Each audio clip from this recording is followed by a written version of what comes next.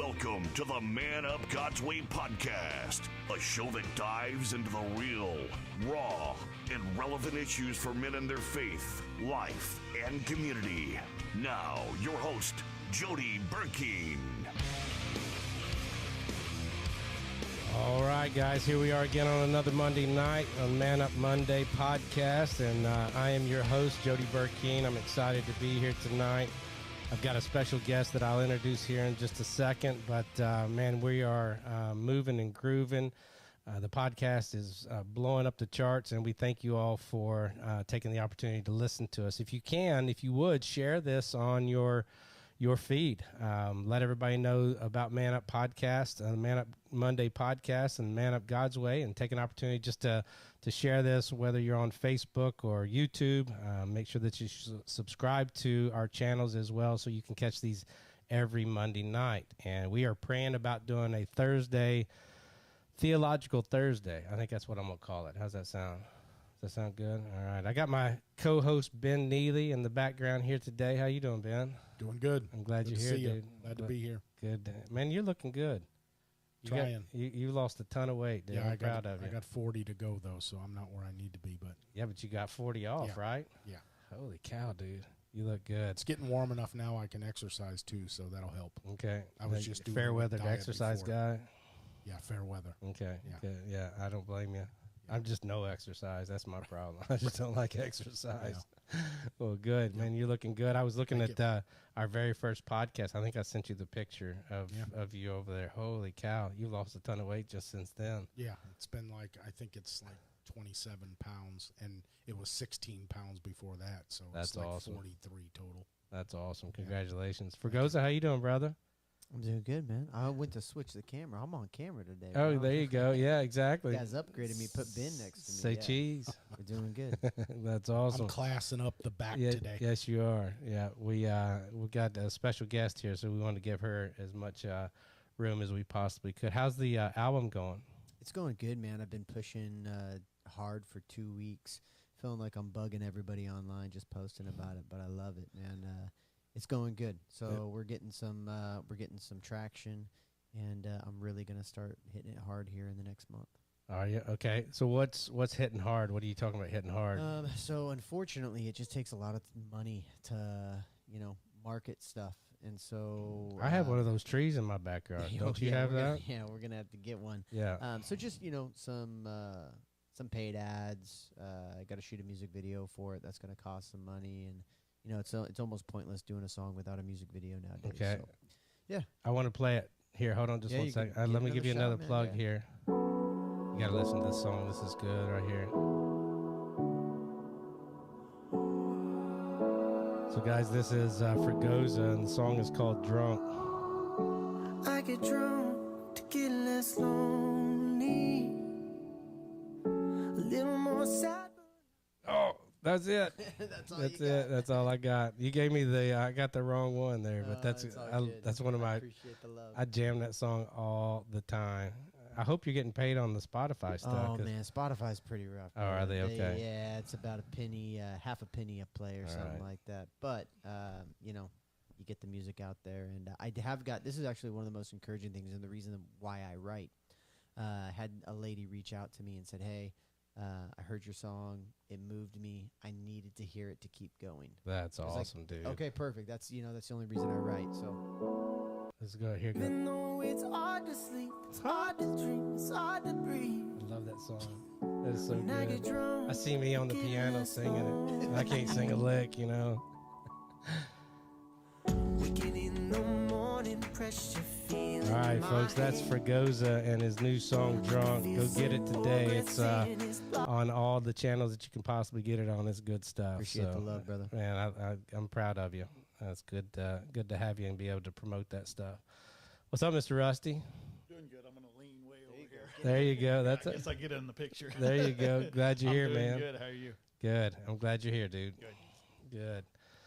Rusty will be back there doing all of our commentating on our Facebook pages as well as our YouTube. So if you guys have a question tonight as we talk to our special guest here in just a moment, please feel free to ask. Again, share it. And in order for us to pay for this podcast, we're Going to promote just a few things right quick. This is my favorite coffee in the world right here. It's the Man Up coffee. You can get this on manupmerch.com. It is extremely good.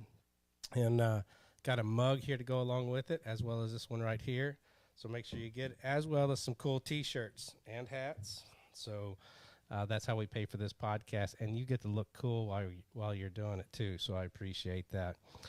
Quick news, we've got our app coming out in about 2 weeks. The new Man Up God's Way app is going to be a community app where we are going to be able to get together, much like Facebook, but better than Facebook, because nobody is going to take our stuff down from there. So it's really excited to be on iTunes as well as Google Play coming up here in the next 2 weeks. So be watching for that, and we're going to launch that as soon as possible. Next Monday, we've got Emil Moore from the Troy Dream Center in Troy, Missouri. It is a faith-based recovery center. One of the things that it's really, man, it just gets my heart every time. I love dealing with recovery people, addicts. It seems like God sends those to me all the time, and so I have the opportunity to deal with quite a few in my ministry, and I'm excited to talk to these guys and see how Man Up can come along inside of them and help them. So it's going to be a good podcast. Good stuff. Yeah, it is. I love talking about, I love seeing stories of people going from just what we would think would be rock bottom, which typically is rock bottom, to a place to where they're praising Jesus and just loving on him again. So I'm excited about that. So make sure you check us out next week, Monday, 8 o'clock, every single Monday. Central Time, by the way. So I'm excited tonight.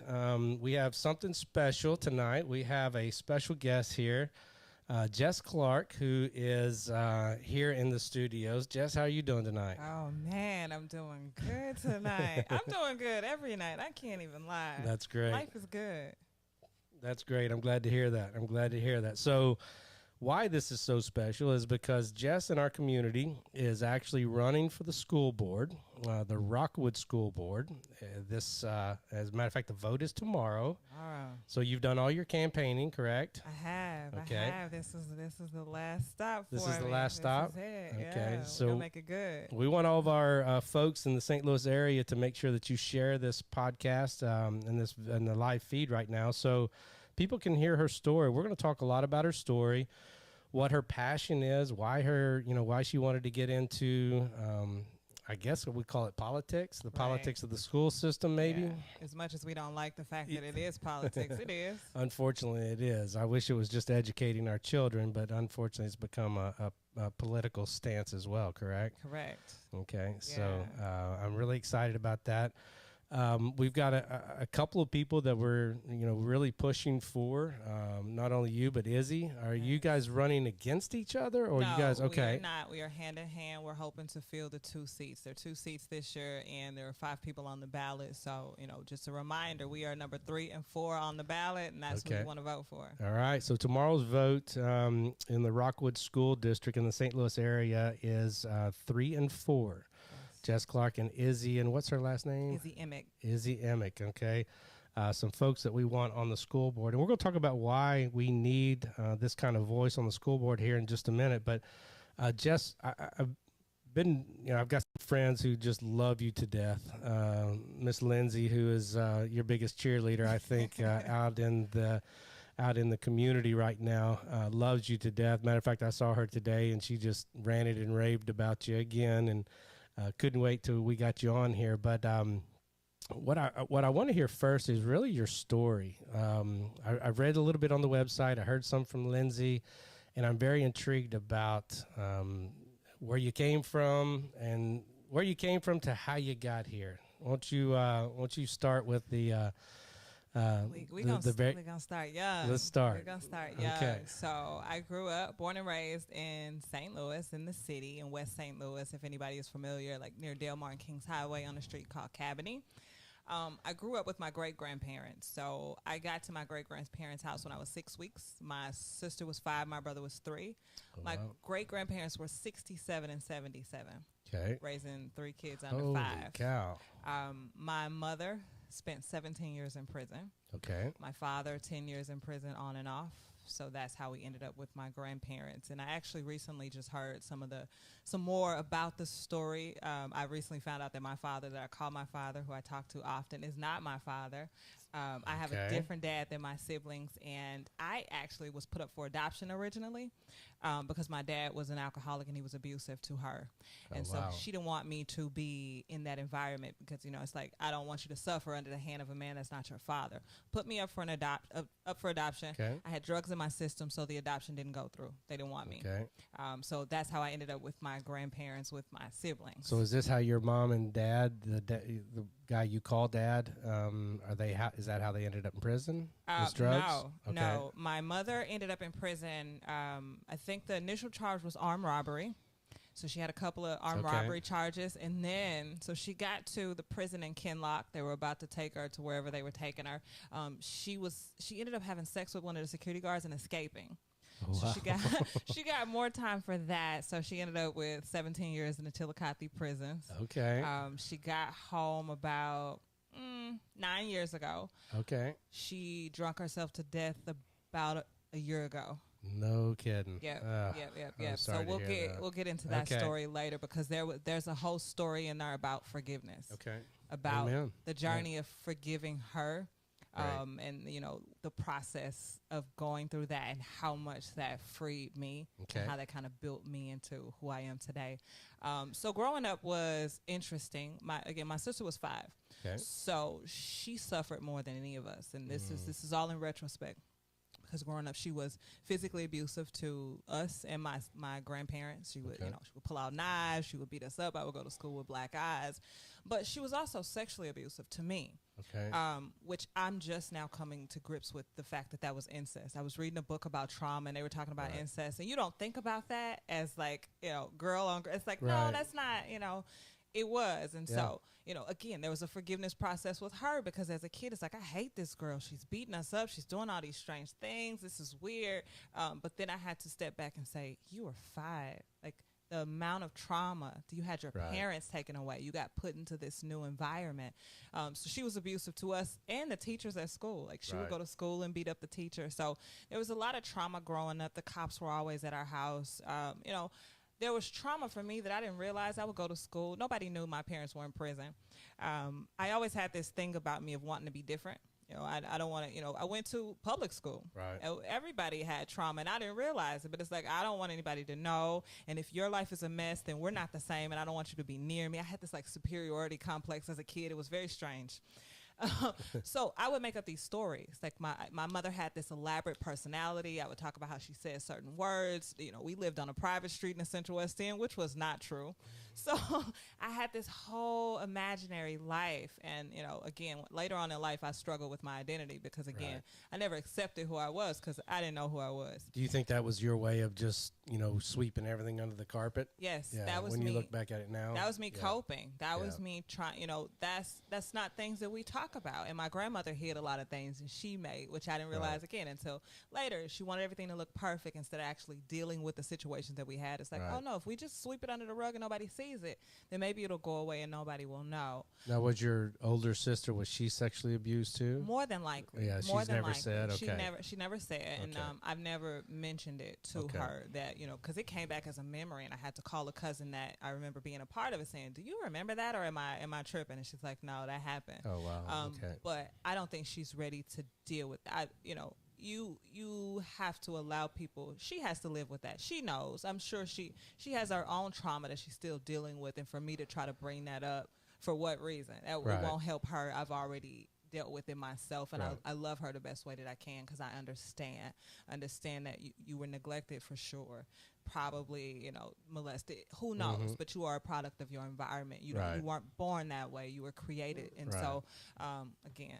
Forgiveness, just having empathy, learning to understand. How did you become this way? How did So there was trauma. She lost her parents. I didn't have you. When you look at she was there 5 years old. My brother was 3. He has a lot more chaos in his life than I do. She has the most. He's in the middle, and I really I had my own struggles, but it was nothing compared to the things that they dealt with. So that's why I'm so passionate about being a parent, because I know what that looks like. I know what it means to not have, active parents there. I know what it means to not have somebody loving you and validating you. So I see that with my siblings, and so I fight for my kids now.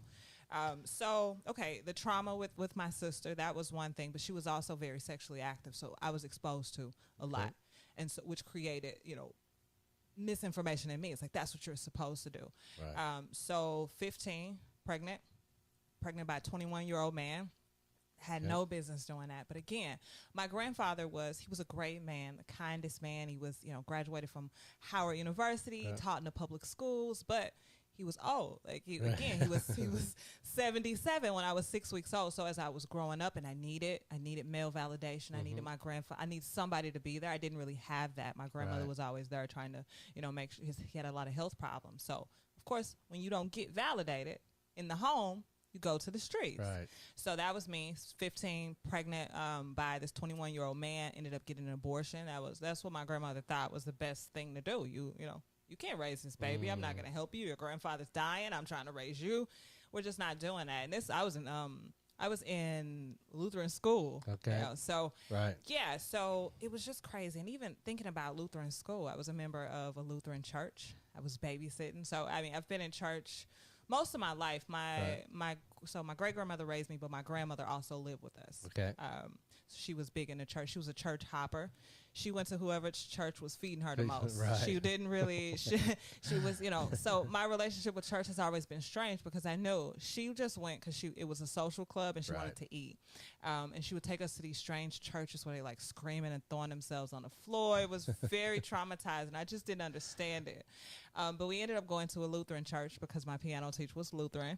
And I loved Lutheran church. I would read the scripture. I would play the piano. It was great. And I ended up with a babysitting job from the only white couple in the congregation. Okay. This is a Lutheran church in North St. Louis on like West Florissant, like in the middle of the hood. I don't know how they wandered over to the north side. But I ended up babysitting for this couple. Great couple. They lived in Soulard, had a beautiful house. It was amazing. I was like, this is a different world than, going to public school. Nobody ever talked about babysitting or, having a babysitter, being a babysitter. So it was interesting, but that turned into something very inappropriate. This guy started, he would teach me to drive. And you're young and naive. Right. We're driving a stick, so he put his hand on mine. I thought, okay, you got to show me how to do this. Right. I don't know what I'm doing. Right. But he would bring up a song. Oh, this song about this woman named Jessica, it reminds me of you. Okay, I don't know the song, but that's great. Right. I'm going to pick you up early, and my wife's not coming. It just got really weird, and then it went too far where he wanted to pay me for sex. So that was another, notch in the belt where it's like, but you go to church. Right. Like, this is kind of strange. So, again, all this over-sexualization, all this nobody around to protect me. Still with the guy that's super abusive, may I add. This 21-year-old man, of course, there's a power dynamic. Yeah, totally, yeah. Power dynamic. 21 to 15, yeah, yes, exactly. Yes, so, emotional abuse, physical abuse, all kinds of abuse. Had an abortion, ended up pregnant again at 17, and that is my 14-year-old daughter that I have now. Amen. Yes, she is. She is the best thing about me. Like, that's great. She changed the game in my life. So here I am, 17. What do you do? What do you do at 17? I ended up dropping out of school so I can work. I went back to school, got my diploma. Mm-hmm. I went back to school because I was living with him and his parents. I would work 40 hours a week. I would do, it was like an alternative school, and he would take my whole check. And I'm like, wow. Wait, I could be at my grandmother's house and at least keep my money. So I left and went back to school. And it was a very rough time. There was one moment where I'd finally said, enough is enough. I'm tired of getting abused. And he was like, okay, I'm gonna let you go. All right, cool. Calls me up one day and puts on this like sad story. It's Father's Day. I want to see my daughter. I'm like, all right, fine. Like, I'm not gonna deny you that because again, I didn't have a father. I don't want to do that to my daughter. So he's like, okay, meet me at a hotel. I'm like, all right, it's kind of strange, but whatever. We get there, we're hanging out, the usual. We're drinking, the whole nine. My daughter's probably less than 2 years old, maybe about to be 2, and maybe she's about to be 1. He keeps drinking, and eventually he like goes to the door, puts like the latch on, and was like, "You're not leaving." Oh no. I'm like, all right. He's like, no, you think you're not going to be with me. You're going to be with me or you're going to die. This man beat me up for 2 days straight in front of my daughter. No. Threatened to kidding. kill her. He would take her to the sink and say, I'm going to throw this radio in her and I'm going to kill her. And eventually, after like a day and a half, he just snapped out of it and was just like, you can leave. And she's screaming. It was horrible. I got home from that. I think I called a cab, got home. And my family, I told them what happened, and they said, I told you so. This is your fault. How could you let him do this? How could you stay there and let him do this? And so when the police came, I felt so defeated and bad, and it was just no support that I lied because I'm like, Right. oh, you are stupid. How did you stay there? You can't tell these people that you just were there. You have to. So I lied. I was like, oh, he had a gun. Because that just made me feel good. So the case ended up getting dropped because it turns out he didn't have a gun. So Right. now I was discredited. He walks free. But in the midst of that, this is a weird story. So when I got But you're home, 17. It's not like 17. it's not like you know I what had to no say or how idea. to say, Yeah, and it's just like- easily influenced. yeah, I don't want to be the dumb girl who just let this man. You know, in that moment, it's like I don't want my kid to die. This Right. man is crazy. He's gonna kill us. Like Right. I have to stay, or somebody's gonna die. But that didn't seem valid. My family didn't make that seem like it was a Right. valid excuse. So I'm like, all right, well, I guess we gotta lie.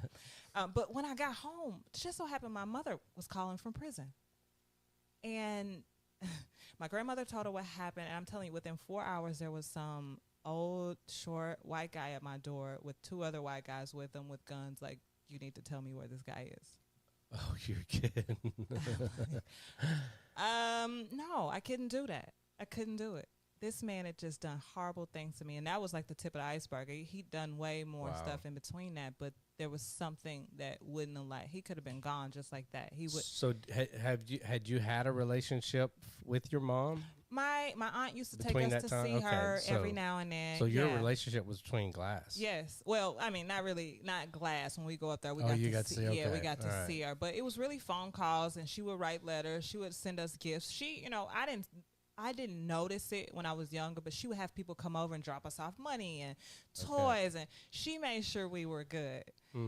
So it was just by divine intervention that she had called in that moment. I mean, I wouldn't have asked her to make that guy come up there, Right, but so here he is at the door, and he's just like, you got to tell me where he is. Your mom wants him gone. And I'm just like, I can't do that. And again, that's more people saying you're Right. stupid. You know, but I even though this person was horrible, I'd gotten to know his story so much that it's like, I know why you are the way that you are. Your parents were abusive. They were abusive to each other. You lost a daughter when you were 16. You didn't deal with the trauma. You dealt with poverty. You dealt with all these different things. And I don't excuse what you did, but I get it. Right. You're a product of your environment. You're loving me the way that your parents loved each other. Right. You think that's normal? So it's like I didn't hate him, and I don't want you dead. So he's like, all right, you don't want to give it to me, whatever. Your mom wants me to take you to Kansas City. I go to Kansas City for probably a month because I was dealing with some PTSD. I was scared to leave the house. Right. I didn't know what to do. I wanted my daughter to be okay. Go up there. He takes me to these colleges, and he's like, you can come live with me. I'm like, good. He's like, you can go to nursing school. I'll pay for it. You're good. Your mom wants you good. Cool. So this guy that just out of the blue Just shows out of the up, blue, he's yeah. gonna take care of you. Yeah, my Okay. mom would always talk about him and stuff, and so I was familiar with his name. He would always bring us gifts and stuff from Kansas City. He's like, all right, so I stayed for a month. He brought me home, and it's like, pack your stuff. I'll be back in 3 days. He never showed up. I'm like, all right. My mom's angry, and it turns out he was a cross-dresser. And he didn't want me to live with him because he didn't want my mom to find out that he was He's a a cross-dresser. cross-dresser. It's like, this is ghetto. Like, and I'm only 17. Like, what is happening? So we need to get a movie script for her. I'm writing right now, brother. Man. Holy cow! No Yeah, kidding. Yeah, and so even I got to see him. He came here for my mom's memorial, and I got to talk to him about his story and the abuse that he suffered and his relationship with his mother. And I think it was the uncle that was abusing him, and the bad relationship between the mom because she would drop him off again. A single mom. Right. She had to go to work, and she's knowingly dropping him off with a pedophile, but she has to go to work. Right. And so, there's resentment between him and the mom and the uncle, it's just like everybody. That is how I'm able to forgive and just love people, because it's like you really just a product of your environment. Everybody has a story. Everybody has a story. You don't just wake up and be like, I'm gonna wear girls' clothes. Like, it's just like, no, there's something that caused that. So yeah, he ended up, eventually coming out and saying that, and I'm like, okay, I get that, and I guess I'm just here and have to figure it out. So you don't go to Kansas City. Don't go to Kansas City. So you're sitting there waiting. He never shows up. Yeah. Years later, you find out why. So what happened from there? I went to the welfare office because now I got this baby. I got this kid. I need some daycare. I need the things because I gotta get it together. And in this story, I have to laugh in retrospect because I tell this story now when it talks about politics and policy and things like that. So going into the welfare office as a 17-year-old mom, right? I sat next to a couple, and they were a black couple working on their master's degrees. They just had a baby, and they're like, we need a little extra help. Being a student doesn't pay. Now we have this baby. It was unexpected. I'm like, okay, that's great. Like, it didn't feel horrible to be in a welfare office sitting next to them. Right. I remember the woman walking out crying, and I didn't know why, because I went back there and they gave me everything I wanted, food stamps and health care and daycare and everything. I'm like, this is nice. Right. So fast forward 5 years later, I'm married. I met this amazing man on the side of the highway. I got lost coming from North County trying to get to South City, and I don't know how I ended up in Illinois. And so this I pulled over because I don't think I had GPS at the time, and this black cowboy hops out to help me get back to where I was going. I was like, am I being punked? Like, what? I mean, this is a black dude with a cowboy hat on, cowboy boots, a 4-wheel on the back of his truck, a dog hanging out the window. I was like, this is insane. So he tells me how to get back. We exchanged numbers, and, eventually, he really helped in my healing. Like, He loved me in a way that I didn't love myself. He really helped me a lot. So 5 years later, we're married. We just had a baby. He lost everything because he got leukemia. Oh no! Got leukemia. Wow. Got leukemia. I'm 21 You're 22, at this point. Yeah, 21, 22. Holy so cow! Here we go. But he made it through leukemia. His oncologist said, "You're my only patient that didn't either die or have a bone marrow transplant. I don't know what you're doing, but keep it up." It was faith. Right. He used to say, "I don't have what they say I have. I know the tests say that I have that. I don't have that." He used to walk around the hospital and pray for people. He's like, look at all these sick people. Right. Like, not me, them. Like, so he would go through, and he's like, I don't have that. I'm not claiming it. We didn't do research about it. It's just like, no, this is gonna go away. That's awesome. So in the middle of that, he ended up getting on disability. We got this new baby, so we're like, okay, we'll go and get some assistance. That's what it's there for. We can go back to school, get some degrees. We were in class together at St. Louis Community College. It was great.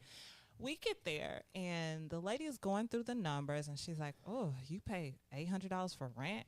I was like, yeah, that's in South City. Like, we still heard gunshots. We live on a state street. We just don't want to live on the north side. Like, She's like, and neither one of you work, and you're both going to school. And she said, who do you think you are? Oh, wow. And I was like, what? I'm sitting there with my head high. I got a husband. Look at me, just doing my thing. We got our kids in grade schools.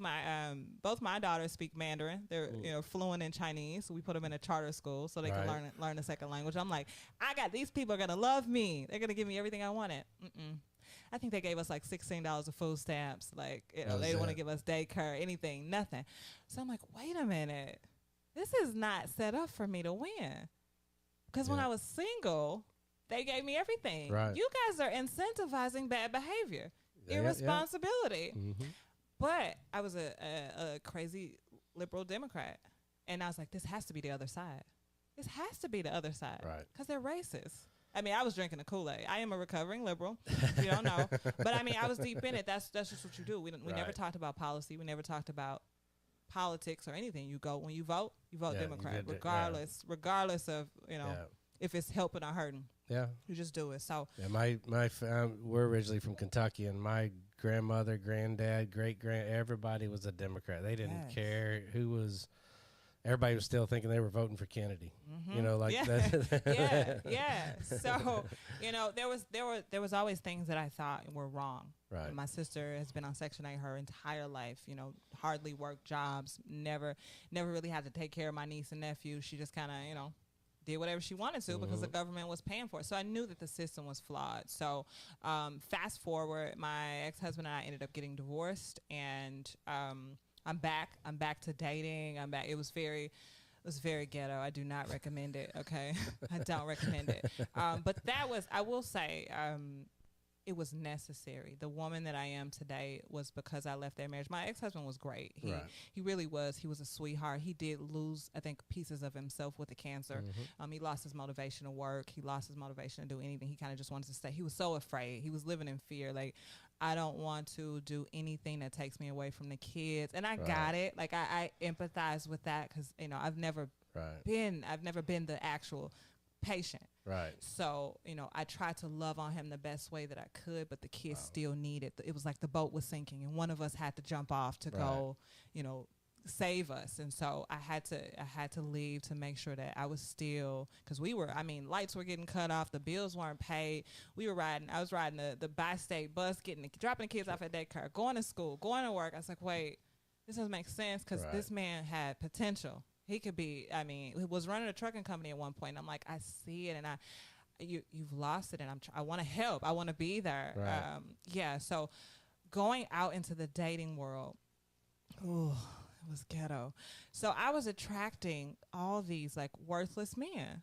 Like the first guy I dated ended up being like a meth addict. Right. And I didn't know it. It was black. I didn't even know black people smoke meth. Let me just say that. But I was like, wow. But it was. You just say rednecks with no teeth smoke meth. That's what you think, but clearly not. Like that is a universal drug, I guess. But but I kept getting all these low quality men. I'm like, Jess, like you are the common denominator. It's you. It's you. You don't value yourself. You don't think you're good enough to attract any other person. Who do you have to be? Who do you have to become? What do you have to do to feel comfortable enough to sit across from somebody else that is doing something bigger, that may be doing life bigger than you? And so I started doing a lot of investing in myself. I started yoga and podcast, listening to podcasts, reading a bunch of books. I went back to school, working on my accounting degree. It was just like, I'm that girl. Like now I can do it. I can hold my own. So I met my current partner, and when we started talking about blending our families, I would come over. This is my conversion story from one side of the political spectrum to the next, and really kind of leading into how I got passionate about or an understanding what's happening in the schools. So he would talk about Donald Trump, and I would roll my eyes because, again, like this man, the media told me he was racist. He's a racist. Like, don't talk to me about him. Just don't do it. So he would let it go, and he would put on like The Apprentice. And Trump will be there being witty, and I'm like, oh, that was funny, but I'm not gonna laugh because I don't want to be a racist. He would just put videos, and eventually I'm like, okay, wait a minute, I'm starting to like this dude. I'm starting to like, the wittiness. I'm starting to like the business deals. This is very interesting, but I was having this cognitive dissonance. I can't hold these two ideas. These are opposing ideas. You either are funny, witty, smart, and brilliant in the things that you do, or you're racist.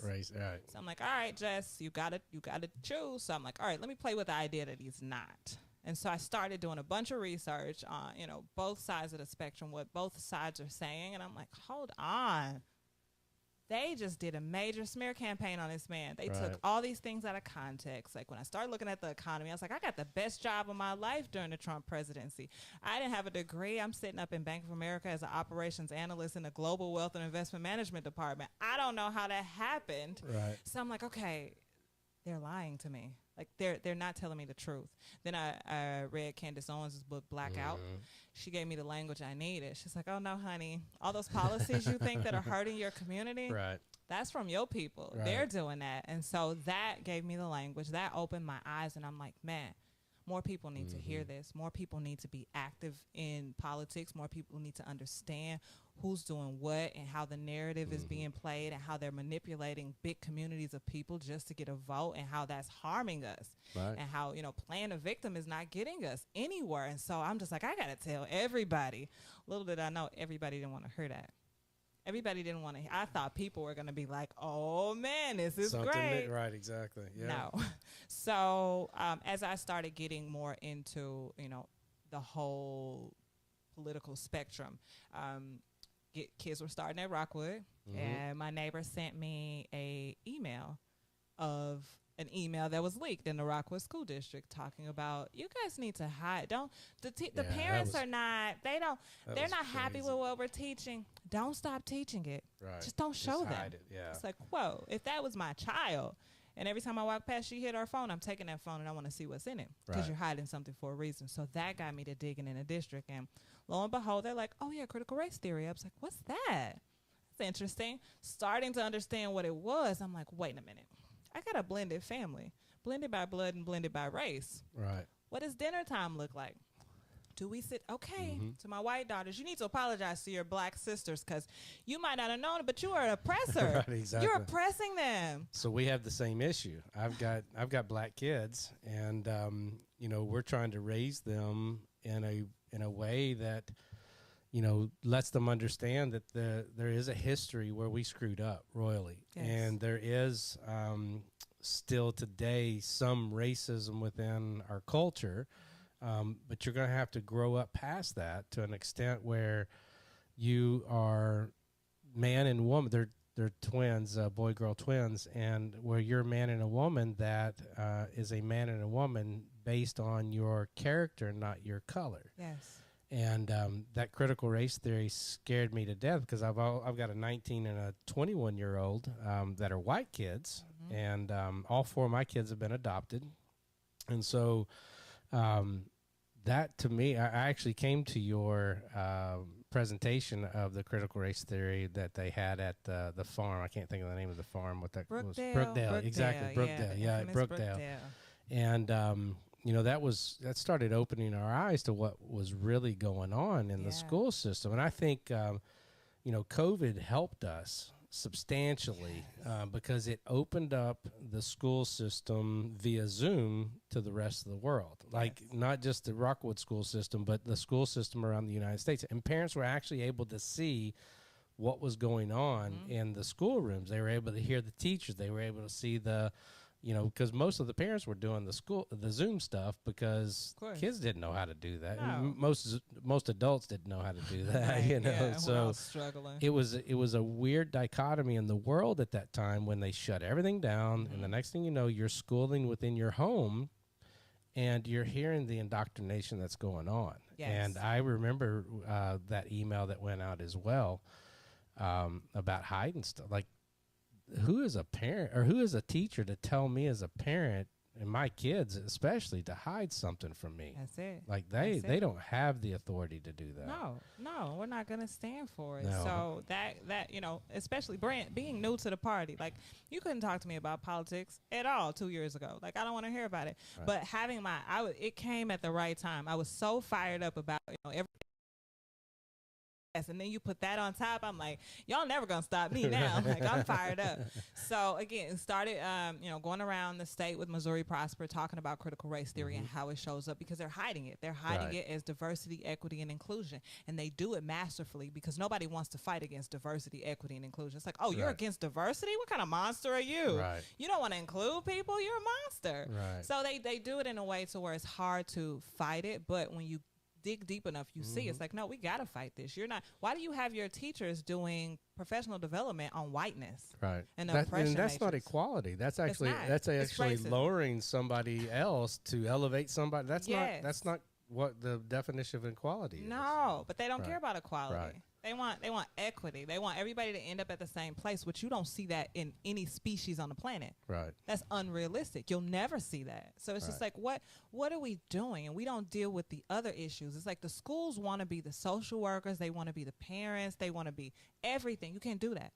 Your job is to teach them. Give them a solid foundation. Academics is the gateway to freedom.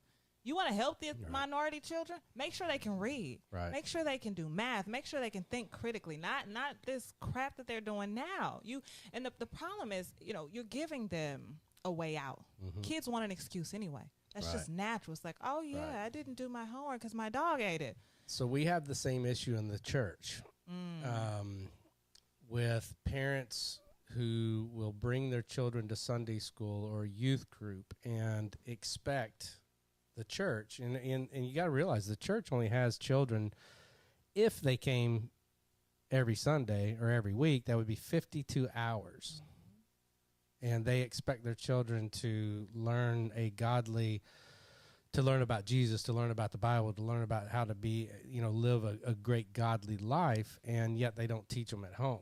Right. And that's impossible and we're losing kids at a rate at the age of 18 of 82% are leaving the church. Wow. So we're only keeping 12% of those children, and most of those 12% saw the life being lived at home. Mom and dad, most cases, not saying mom and dad's, I do believe mom and dads are the way to do it, and I know that it can be done other ways, but when you put the godly context in the parenting world, and the parents actually do what they are learning at church at home, it sticks. Yes. And what has happened in the school system is we've let our kids get on the bus, go to school, and we've forgotten about them for 8 hours. And then when you think about the school system has them as long, if not more, than a parent does. Absolutely. And so what's happening is the school is then indoctrinating them to whatever they want in most cases, especially depending on the grade. And then the parent is not doing anything but other than making sure they get their homework done. That's it. And they're not involved. That. Right. Yes, and it has to be a collaboration. It has to be a partnership. We don't want to talk about that because especially when you talk about the minority population.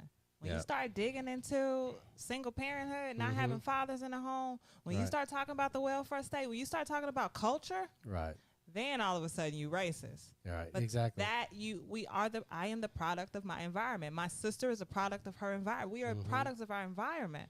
You can't fix that in school. Right. And so that's what they claim they're trying to do. We're trying to help them and give them resources and make sure the achievement gap. Education has to be valued in the home first. Right. If they don't think that education is important, it doesn't matter who's standing in front of them. It doesn't matter if they're a black person, a white person, Asian. It doesn't matter. They don't have that strong value of education. They don't care. We go here to hang out. We go here to eat. We go here to clown. Whatever school is for different reasons. Right. But what you need to do is when they do get ready to learn, the ones who come for education, you need to be ready to educate them. And that's not happening. And they claim, oh, no, we don't bring personal values and this is not political, but everything that comes out their classroom is liberal. Yeah. It's all liberal. And when the children, I've talked to plenty of students that say, when they give us writing assignments, I write what they want me to write, not what I actually believe, because I want that A. So, exactly. So you've got to curtail your social media writing is basically what you're doing. So you don't get blasted or the woke community doesn't end up, what do they call it when they banning somebody on Twitter or Facebook or whatever. You can get banned at school. Oh yeah. For you may not get kicked out, but they're going to ban you to an extent. Listen, my daughter is dealing with that. The administrators and the teachers don't like where I stand, and they're making that very clear. So we had a teacher, which I'm still waiting to figure out who he is. See my daughter in the hallway, which they had to do some research because my daughter doesn't even have my last name. So you guys have been all over social media looking at her picture. You know who she is. They pulled her. He said, "Come with me." And she's like, okay, because, again, she respects authority. Right. He takes her to the principal's office. He says, I just saw this young lady smoking in the hallway. She's laughing, which they thought, she wasn't taking it serious, but she thought it was a joke. Right. Because you didn't just see me smoking in the hallway. Right. So she's laughing, and they're getting upset because she's not taking it serious. Right. And eventually she's like, wait, y'all for real? And so she's like, all right. She's upset. She's crying. But she's finally, she comes to herself, and she's like, run the cameras back. Run the cameras back, and then we'll see if I was smoking in the hallway. They sent her to class. Wow. I didn't get a phone call Good about that. for her. I didn't get a phone call from the call? school about that. I got a phone call from my daughter. Holy cow. She went to class crying. Her teacher, of course, wants to know what's wrong. The teacher goes to the principal. The principal goes back to my daughter and says, did you tell Miss So-and-so that we had an altercation like I did something wrong? This is how she talking to a 14-year-old freshman. Girl. Wow. And still didn't call me. So I had to call and say, hey, what's up?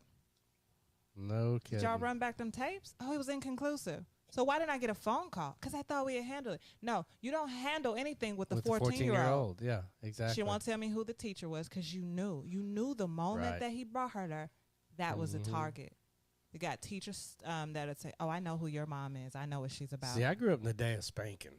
at school. You know, literally, where they had the paddle, where every year the shop teacher would make 5 or 10 paddles out of, I'm not kidding, out of 1/2-inch wood with bored holes in it, so it had aerodynamics. Okay. And Make they would that sound. they would literally call your parent if they, you know, they would call and say, "Hey, is it okay if I spank Joe?" My mom would be like, "Yeah, beat him. Yeah. Go ahead." You know, Yeah. but that I also didn't grow up in an age of indoctrination. Right. I grew up with reading, writing, and arithmetic. Right. You know, that's what we were taught. Yes. I don't ever remember.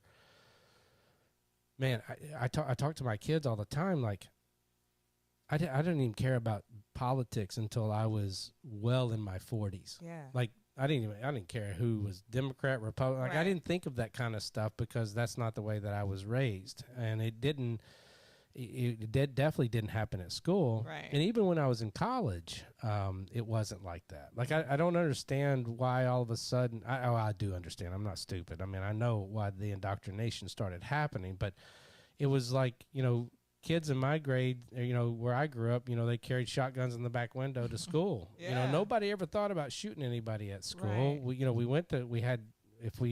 We'd get in a fight and we'd be best friends the next day. Like, Yeah. nobody ever thought about killing each other. And so my point in saying all this is that I think that, you know, over the years, especially within recent years, I mean, if you think about it, we've only had the internet, less than 20 years? Was it 15 years? Is that what? Something like 20 years. So you have, you know, not only the internet, but social media driving an agenda. Yes. And it's driving our school systems. I want to play you something that I heard this week, and I just want you to listen to this, and then we'll talk a little bit, because it goes along with the letter and the things that they're writing in school. Listen to this. 642 Things to Write About is a paperback journal that's been used to supplement a senior writing course in Hudson for the last 5 years. But this week, a number of the prompts got parents' attention. Write a sex scene you wouldn't show your mom. Rewrite the sex scene from above into one that you'd let your mom read. Drink a beer. Write about the taste. Write an X-rated Disney scenario. I hope each and every one of you is as uncomfortable as I am after reading that. I was appalled when my wife showed me and read to me a few nights ago what our kids were being exposed to. I'm sorry, what? So in Ohio, and this is a school board meeting last week in Ohio, that one of the writing assignments, they had this journal that they were given, the junior and senior class.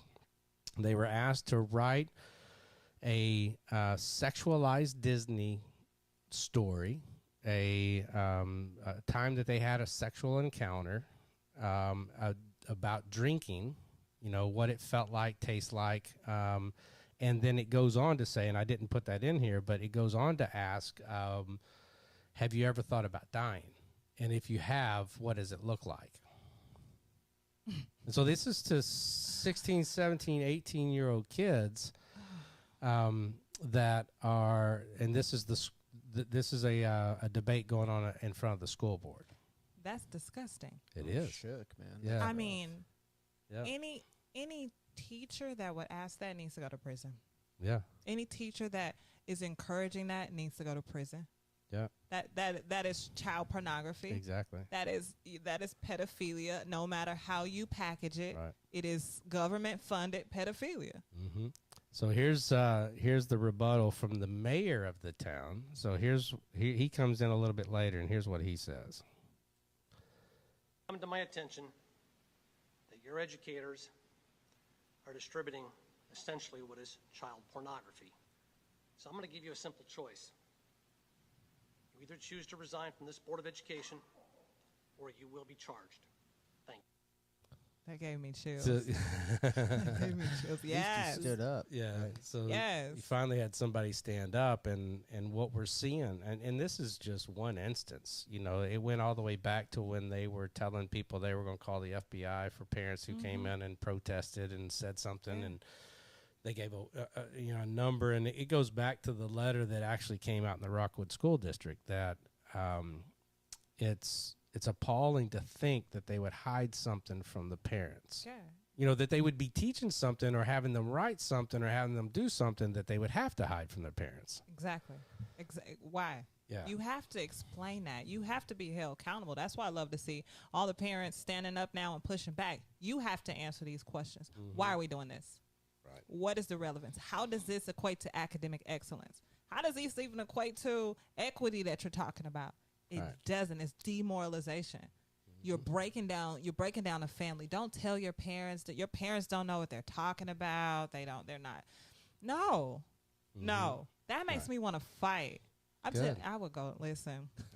Listen. And if I can just jump in, it's interesting because we talked about when we started the podcast and we said we're not going to do anything political, and this feels like it's political because we have a political candidate and we're talking about school politics, but this shouldn't be political. This is Democrat, Republican. No. This shouldn't be an issue of, hey, I'm going to ask your 17-year-old daughter, because there's men and women at this school, to write a sex scene for me that she wouldn't show you, and then I'm going to ask your 18-year-old son to go try a beer for the. That's not political. No. Right, exactly. That shouldn't be political. It shouldn't be. That's why I had Jess on here, because these guys know me. I don't get into politics.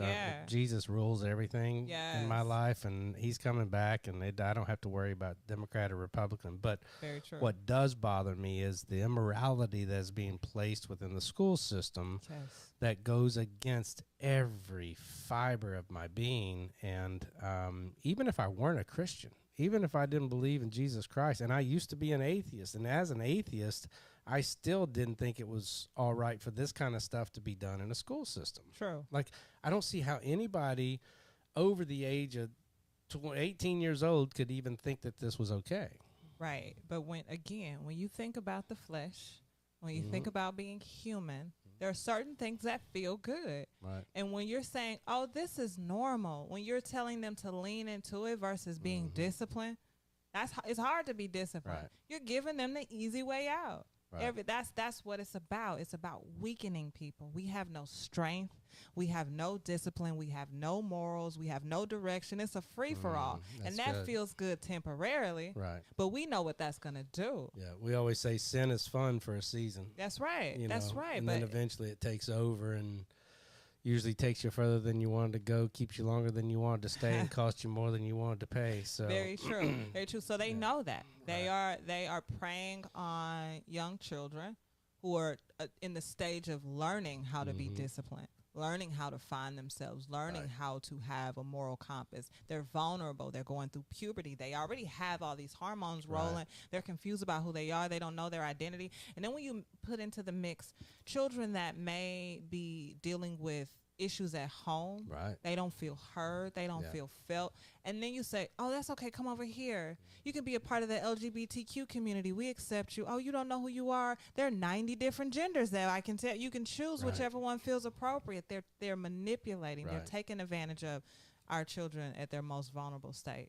Yeah, we do a lot of within the home, especially within the church, and especially through Man Up God's Way, is we want to train our men our boys to be men, and we want to train our women to be women. We want to train our girls to be women. And in a godly stance, that's the way that God made us. He made man and woman. Yes. He didn't make 42 other flavors. Right. He made man and woman to be one flesh, and for that family unit to be the centrality of the community. Yes, it takes two to create. It takes two to sustain. It does, and that's a man and a woman. It does. I talk about this a lot. Like, men need to be men so that women can be women. Right. We're playing both roles, and that's unfortunate. I can't be. So we have different characteristics. Women are typically nurturing. The femininity is about being. So we're just here, and we're kind, and we listen, and we understand, and we feel your emotions. That's very right now. Right. Men are about doing. The hunting, the providing, the protecting. That's very it's very active. Yep. There needs to be a balance. We can't nurture. We can't listen when the kids are feeling bad and they're depressed and they're all of the things that the world is throwing at them. We can't help them if we're trying to provide and we're trying to hustle and we're trying to grind and all of that. No, there has to be balance, and we have to get back to that. This not being able to identify what a woman is It's Right. like, how confusing is that? Yeah, exactly. What? And we got a Supreme Court justice saying great, that. You know? great. This is like as the world turns. A It's like potential reality Supreme TV. Court justice, I should say. Yeah. Yeah. And even to say I'm gonna put her in because she's black, like that. I want whoever's qualified. Somebody was Right. talking about an airline the other day that said, we want 50% of our new pilots to be black. Mm-hmm. I don't care about your new diversity hire, Tyrone. I want to make sure that my plane will land safely. Right. I don't want to go into the operating room and say, oh, this is our diversity hire. He's going to do your open heart surgery. Right. Well, I want qualified people. I don't care what that looks like. Our fascination with race is just disgusting. It's like, no, we need good people. You need to be a good person. And we've That's taken it it even further than race, and we've our fascination with sex. Yes. You know, Disney just announced that they're going to hire 50% of the LGBT. Like that's their goal is to have their characters. Yeah, and so we're going to make sure we have a kissing scene with yeah, them. It's exactly. just like this. In their movies and in their in the Disney World, you know, parks and stuff like that. Like and it's Disney movies we were talking about this last night. Disney movies are a form of education. Mhm. We learned about gender roles in Disney movies. Right. We learned about what it is to be a lady, a girly girl, and a masculine princess, man. yeah, exactly. Exactly. A prince, yeah, exactly. And now they're just going to throw all that. That is a form of education. When you sit your Right. kids in front of that movie, they're watching the roles and they're saying, okay, how does this relate to me? How does this relate to my mom? How does this relate to my family? And now they're just confused. They don't know what to do. It's a free for all. It's It does take people standing up, and I'm just really encouraged by that mayor out. Well, you said Ohio? Yeah, it's do in we, Ohio. Do we yeah. have his name? Do we know who that was? I do have it. Yeah. Yeah, that guy deserves a shout out for sure. Yeah. Because that's a bold move. And Jess, I mean, I know you said you're only 2 years into politics. You know, I didn't get into politics till I was probably in my early 30s, but I read a lot, and you're sharp, girl. Thank you. Yeah, I mean, once like the Bible says, the truth will set you free. Yes, when amen. you start going. Welcome into aboard that. the Sorry. Welcome aboard. They got you on autoplay. Sorry. Yeah. Yeah, you know, when you start hearing this, like, wait, this is it. And Right. that other stuff, that doesn't make sense to me. And so, yeah, I've been obsessed with it because I want people to. And all wake new up. at 5. A book intended. Sorry, I was trying to find the mayor's name, but I can't find it now. We'll try to get it. We'll get it on our end, and we'll put it yeah. out there. Yeah, I mean, it's just so much. And I've been fascinated because I think once people understand it, and it's like, wait, this is not normal. Mhm. You know, I heard somebody say that somebody wanted to legalize aborting children like up to 4 weeks after birth. Yeah, I've seen that too. When does it stop? It doesn't. When Well, and that's the problem. If somebody doesn't stop it, it'll just go on and on and on. Oh, you want to murder your children? Oh, they're not listening. Oh, they want to get married. They want to, you know, 2-parent family. They're Christian. Oh, just get rid of them. Right. Like that's the world that we're going to if somebody doesn't stand up. And I know I'm hoping, so as I go through this campaign, as it comes to an end, I'm hoping that people watch me and they see the resilience and they see me standing up because it's been rough. They've called me every name you can think of, even a white supremacist, and I'm black. So I'm hoping that they'll understand and have courage to say, we can do this and we do have support and you are guided and you are covered and this is bigger. This is bigger than just us. And if you stand up for what's right, you will be protected and you will be guided. I think people are afraid. Right. They're afraid to lose their jobs. They're afraid, you know, they will call your job, call your husband's job, call your sister-in-law's job and say, oh, did you know you hired a racist? Did you? Right. It's insane. But I'm hoping that this campaign will encourage people to come out. We got 3 seats in Rockwood next year that needs to be filled. Right. For years and years and years, people in America have no idea what they're voting for. True. They don't look at voter records. Every single politician has a voting record. Yes. You can look up that voting record. You can see how they're voting. The reason why kids don't get paddles in schools anymore is because parents stopped it. Right. Yeah. And now it's gone the other way. We are not fighting against flesh and blood. We are fighting against principalities, evil principalities in high places. There's 2 attacks the devil has: division and fear. Yes. That's what's happening. Yes. The voices that you hear the loudest is a very small group of people in America. Yeah, totally. But they have loud voices, and they have learned how to instill fear and how to create division. The principle goes right? back to my daughter. And so that's the issue. So the question is, how do you fight the spirit of fear and division? Because it's not flesh and blood. Half these people, they have what God calls a reprobate mind. Like, they think they're right. That's true. Like, They do. I don't get into politics at all, but our president, like, he makes Jimmy Carter look like Ronald Reagan. And half the nation voted for him. Right. Yeah. It's like, what are you doing? Look at this. Look at how fast. I mean, not that the world wasn't already going to hell in a handbasket. That's the story. Right. There isn't another book in the New Testament that says this thing turns around. Now, that doesn't mean there can't be bright light in place. Right. That doesn't mean we don't run for school board members and try to do try to make changes and this, that, and the other. But we got to make sure we're fighting the right battle. Are parents at home praying for their children? That's right. Are we using intercessory prayer as a weapon? Because we're not fighting flesh and blood. So how do we change the battlefield the way that we're supposed to do it? Amen. Right? Yeah. Right. That's the question. Yeah, that's true. Very true. Yeah. Very true. And I think that's important, that we have to have those conversations, because again, people are afraid. They feel hopeless. They don't feel like they have any power or say in that. You go to these school boards, you go to places, they just look at you and kind of nod and don't say anything, and then it's just like, I don't know what to do. I don't have any power. But as you said, like, you do, and this is not just about people. It's bigger than that. So I think that's extremely important. You know, my parents never got involved in school unless I was in trouble. No. You know, like they didn't have a say. Yeah, they didn't. Well, it wasn't even that they had a say.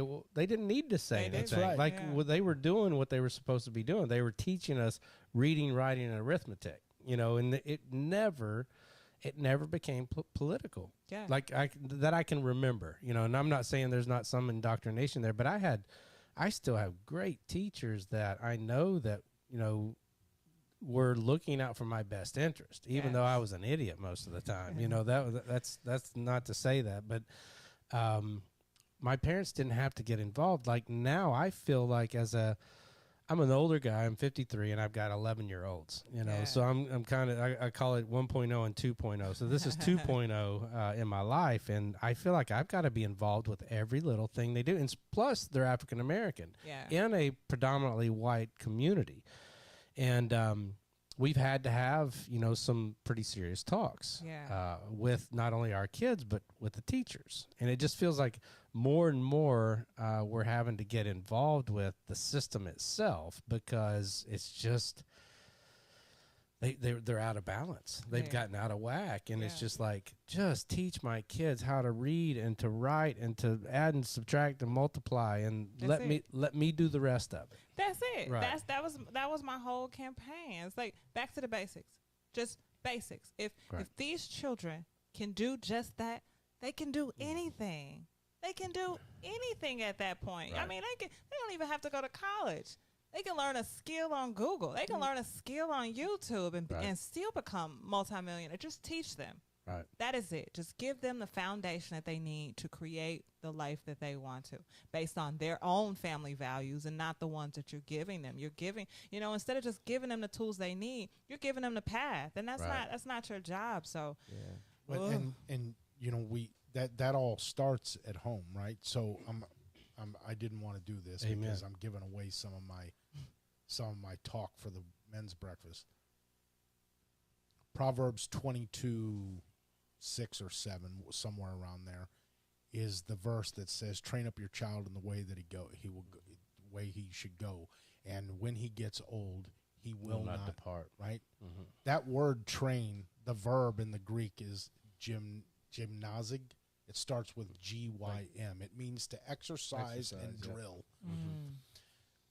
We are supposed to be training when you go into a gym, every single piece of equipment is for something. It has a specific reason why you're using it.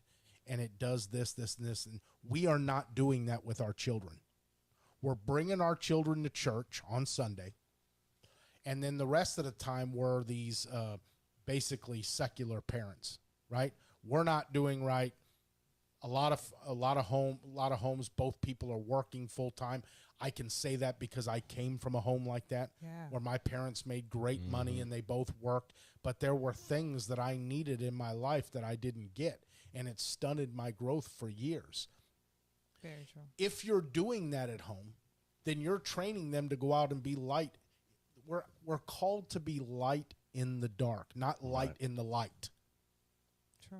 We're supposed to be training our children to go and be light in the darkness and not be affected to the degree that they are by some of this. Now, I'm not saying that they shouldn't be affected at all, or that or some of this stuff shouldn't be going on. But all of our issues in this nation go back to the family unit. Yes. They go back. I have managed thousands of young white, black, and Mexican men and women between the ages of 18 and 35. I can tell you, we're not doing what we need to be doing at home. It's true. Getting somebody to come to work every day is a real issue. Right now, then you put them into a school and you're not selective about where you're putting them. And I don't mean that it's just they have to go to a school where you live, right? But you know that if we don't like the public school system, then school them at home.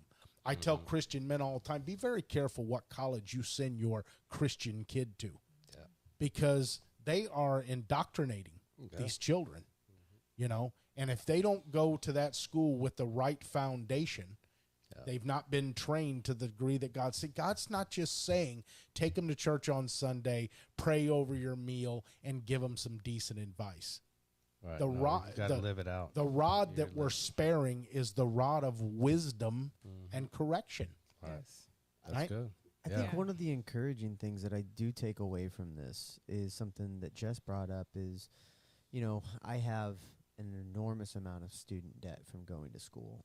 I have 2 degrees of which I'm not using, and I have a very good job making a very comfortable living. You don't have to go to school. You know, you can go do a trade. I think there's 70%, 80 to 80% of trade is not filled right now. Well, you do like I did. You get a free ride if you join the military. That's what I did. It's a little scary now, though, that the stuff they're telling the military members. I'm ready. Besides, the military's become woke, too. It's driving me batty. Oh, my gosh. Yeah.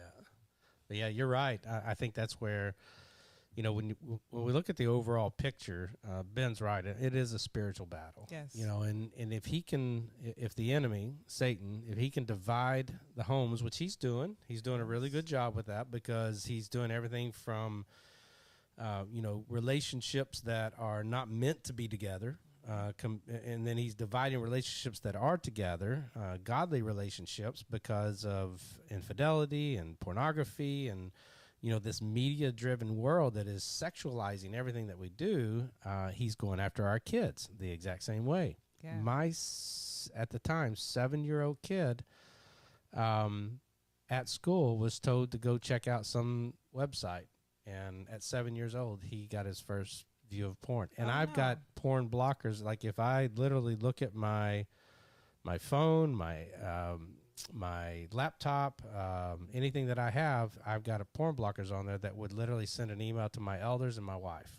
And he found an old iPad that it was probably the first generation iPad, turned it on, and was on there. And that's how, you know, the schools, and that's not the school system's fault, don't get me wrong. I'm saying that's just the way that the culture that we live in now is so information, debauchery, sin is so available right now by a click of a button. Yes. Literally by a click of the button. I've been off Facebook now for, I don't know, a couple of months. And I got off Instagram. I got off Twitter, which Instagram and Twitter I was barely using. Every once in a while I'd post pictures of the grandkids. I go to foxnews.com once a day. Never watch the news. I watched the news some when the Ukraine thing first started down. But then I caught myself watching it every night and my mood changed. I've gotten rid of all that stuff. Now, that's not realistic for everybody. But also, the church isn't doing their job. Right. Right? So we're not doing our job the way we need to. people don't know people in there. Well, just think if everybody in your neighborhood knew everybody. Mm-hmm. And you guys know a lot of people in your neighborhood. Just think if neighborhoods got together and ate Actually together sometimes and had a did good- the things that the Acts Church was doing. Right. How a lot of this would change, because it's so easy to create division between people that don't know each other. True. Right? And I think that's what you were witnessing while you were going through this campaign was, I mean, people were coming at you that don't even live in our neighborhood. Yeah, had or no live in idea. our community Or whatsoever. Even in the city. I had people in Kansas City, just today calling me out on stuff like, "Wow, you don't even have skin in the game here. You just hate me." Right. Because of what somebody told you, or because we don't agree on things. I got a phone call from a woman who was friends with one of the people that is actually my opponent. We believe very different things. And she's like, "Man, every time I see Jessica, she hugs me, she embraces me. Like, that's kind of strange." It's like, no, it's not. That should be normal. Every time you see me, I'm gonna love on you. I think your ideas are wacky. Right. But you're human, and I love you, and I know you came to that conclusion based on the information that you had, and I'm going to love you regardless. I'm the bridge. I'm going to be the bridge. That's you guys awesome. expect one thing out of me. I'm going to always show up and show you differently. We don't have to hate each other. Our community, our district is so divided and broken. Yeah. Somebody has to say enough is enough. Well, the issue is, I don't think it's just our district. I think the world right now is broken. I think, I've been preaching this for the last 2 years. I mean, COVID did a major mental, spiritual. It did spiritual and mental damage to the culture. Yes. Because for months, all we had to go by was whatever came through a phone or the TV or the iPad I spent hours myself with church folks texting and Zooming and, just going back and forth for a few weeks until we finally went back to church. I think we were only closed down for 4 weeks. And we went back to church pretty quickly. But still, we still had this disconnect because everybody was wearing a mask and we had 6 feet separation and all this craziness happened. And then you get into the elections, and then you get into the vaccines, and then you get into, again, you saw the race issues come, in Seattle. You saw all that stuff happening. And so we have right now in our world a hopeless society. I see my folks in ministry and church, they're hope-filled because they have Jesus. They're not worried about this stuff. Like, I'm not kidding. They're not worried majorly. Now there's always one or two, in the barrels, but we have hope. Yes. And Ben's right. We need to be out sharing that more to the rest of the world. And we need to share the gospel like it's supposed to be shared. So if you get into the back of into the book of Acts, they weren't standing up in front of people and going, "God loves you." Right, yeah. He loves you so much. Do you know how precious you are to God? Yeah. That's true. Yeah. But until you become saved, God doesn't like you. God hateth Esau. I just broke out the KJV on you. Okay? He hates sin. And before your conversion, God does not like you. He does not like your sin. Yeah. You know what I'm saying? Yeah. And so we've got to start preaching the gospel the right way. And I'm not saying you got to go up and tell people, "You're going to hell." But there is a way to do it like Peter stood up and did it. And that is, hey, repent, believe on the Lord Jesus Christ, and be baptized. Yeah.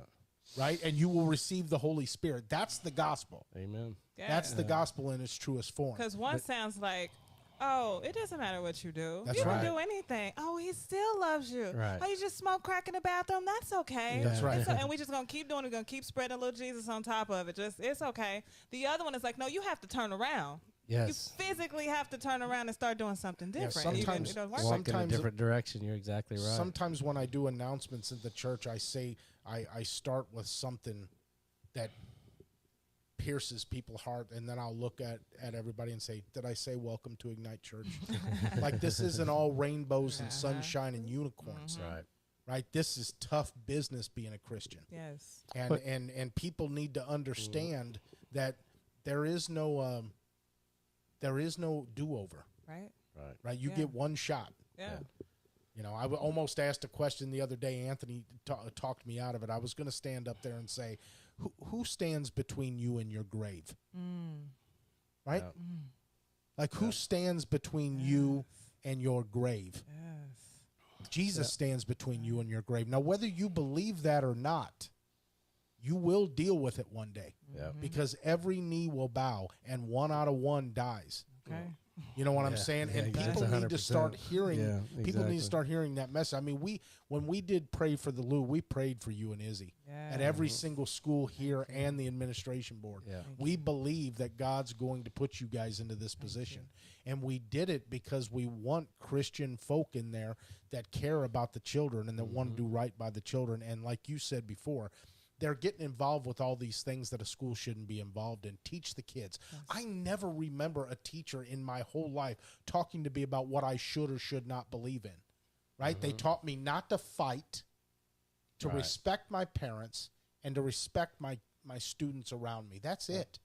That's what I was expected to do at school other than my work and the tests. We even had home ec. Oh, yeah. Home ec taught men's roles and women's roles in the home, but they taught the men how to do the women's roles so you could come alongside and help. Yes. We cook. Yeah, exactly. Yeah, teach me how to cook. Yeah, I can do mac and cheese all day long. But we were talking earlier before the podcast started. Authenticity is a major problem in society, number one, because we do have the mask behind, the screen. I call them Facebook prophets and Google theologians. They never get involved in somebody's life, but they're keyboard warriors all day long. That's right. You can't be authentic that way. No. And I love what you said, that, you'd like to get out to meet people so you can be authentic. You've shared your story, the good, the bad, and the ugly, because that's who you are. That's who... That's what made you who you are today, to be able to stand in a world that just really is mean. Number one, number two, that they don't want opposition, right? And they will do everything to blast you if you do give them that opposition, especially a conservative moral high ground that you're taking right now with the school board position that you can potentially take. Now, again, that's just part of the fight. Yeah.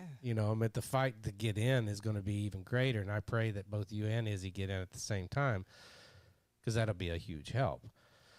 But I think you being authentic about who you are, where you came from, what you've gone through, what you've seen, the welfare system is exactly like you said. It's made to keep people, I would say, in bondage. Oh, absolutely.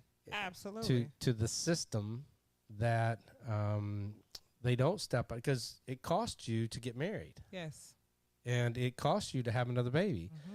It costs you. They wouldn't take care of you. No. Even in a time when you actually needed it. Now, you had your wherewithal about you to be able to go out and make it on your own, but not everybody does. They get stuck in the system, and it could be in North St. Louis, it can be in the Appalachian of Kentucky, it could be in the the cities of Chicago. Like, it can be everywhere. It's not just necessarily a black thing. No, it's a black, it's a white, it's a Mexican. It's a human thing. It's a human thing. It's a human thing. We talk about. I listen to Thomas Sowell, and he talks about disparities. It's like you said, in the Appalachian, in the mountains. It's just about location. Yeah. You just happen to be away from everybody Everything else. Yes. That nobody's discriminating against you. Nobody hates you. Nobody's forcing it upon you. Right. That's just, you just happen to be born there. Yeah. We're not going to change your entire system because there's disparities between one group or another. They have the opportunity to leave and do other things. We have plenty of opportunity, but to try to destroy, what we have now because of some, disparities. But yeah, the welfare system is about destroying the family unit. Right. You incentivize women to not marry And to have kids. and to have Because kids. you get more money. You get more money. I Yeah. used to facilitate a teen group in East St. Louis, and the horror stories I would hear, I never thought it was possible. The girl was like, yeah, my mom wants me, she's 16, my mom wants me to have a baby so that we can have more food stamps. 16. Right. This is your daughter. You're going Right. to destroy her life so you can get a couple of more food stamps? Instead of giving her a way out to say, no, you're going to finish school, you're Right. going to get educated, you're going to lay a solid foundation, and that's what's going to be. Even if you want her to stay home and help you, that's Right. going to give her more freedom than just, but that's all they know. It's a cycle. I watched my sister deal with that. And my niece just had a baby. She's 17, just turned 18. And I tried to take her out and, show her the city. I took her to the Central West End. I'm like, what do you think about this neighborhood? And she's like, it's okay. It's like, would you ever want to live, in something like this? She's like, no, not really. I like where I live. But that's all she sees. She's normalized that. She's like, yeah, I'm going to the welfare. It's a cycle. And let's, I want people to be empowered. Right. I want you to give them an empowering message. Like, you can do whatever. You have to believe. You have to have faith. You have to persevere. You have to fall down. You have to get back up. That's the name of the game. That's good. That's just how it goes. But if you keep going, you're gonna get something good out of life. But that's not what they're doing. I had a teacher, my daughter. If you would ask her what she wanted to be, she would always say, "I want to be a criminal defense attorney." Never hesitated. Never studied. Never stuttered. She told one teacher that. Now my daughter does struggle with English reading. She speaks English fluently, but her first academic language was Mandarin. But when they see her, they don't see that. They see a black kid that's struggling to read like the rest of them. She was like, oh, I don't know about that. You should think about doing something else. It's a lot of reading that happens in law school, and that might not be a good idea. No. I didn't realize that she took that to heart until somebody asked her that. She told me about the teacher telling her that, and I encouraged her, and I'm like, no, you got this. And somebody else asked her recently, and she said, I don't know. And that broke my heart. That broke my heart. Instead of you saying, no, okay, I see where you are right here in reading. What do you love to read? We're going to find what you love to read, and then all of a sudden you're going to be reading, and then you're going to be back on grade level, and then you're going to get to this, and before you know it, you're going to be a criminal defense attorney. That's awesome. The message you give them. Exactly. That's not the message they gave her. That's that bigotry of low expectations. It's like, no, sorry. Maybe you should think about being something else. Well, and that's why discipleship is so important. Men or women in the community that take some of these kids under their wing, and I used to work at a huge warehouse, and I had 435 employees, and I stood up one time in a night shift meeting. I stayed late to meet with this group that I was having trouble coming to work, and I stood up, and it was a lot of young black and white men that just weren't doing well in life. And I challenged them. And I said, I'm going to challenge every single one of you to come to work every single day that you're supposed to be here for 90 days. And if something drastic doesn't happen that shows you the benefit of working every single day of your life, I'll give each one of you $20. Now, we're talking about probably a group of 55, maybe 60 people at the time. So the worst I'm out is $1,200. Yeah. About 6 months later, I started to have some of them come up and start to talk to me about that talk that I did that day. And one of the guys stopped me in the hallway. He said, listen, I just want you to know I listened to you that day. And he said, now I was behind on my child support, and now I'm caught up. I just got a new car, and I just want to tell you thank you. Now, now obviously that's all God working through me. Yes. I don't take credit for any of it. Yes. Because I never cared about another soul in my life except for myself before God. Yeah. But my point is, that day I made a choice to invest, to go out on a limb and not worry about losing my job, because I challenged them. It wasn't, oh, God loves you talk, right? It wasn't that type of tone. And it paid off in these young men's lives, some of them it probably didn't. I never heard from them. But that's why in a community we're supposed to be, it takes a village to raise a kid. Yes. But you don't know your neighbors. Very true. You know what I'm saying? Nobody can tell nobody in the world can tell your kid correct your kid in public. Yeah. You'd flip, not you. Yeah. But people would flip. How dare you speak to my... Well, listen to me. Your child's a problem. Right. Yes. And you need to do something about it, or I will, right? Yes. Yeah. And I don't mean to say it like that. I'm just trying, to, Right, to get the exactly. point across, right? So we have to we if we go back to the church model, and the church model would actually get out there and do something.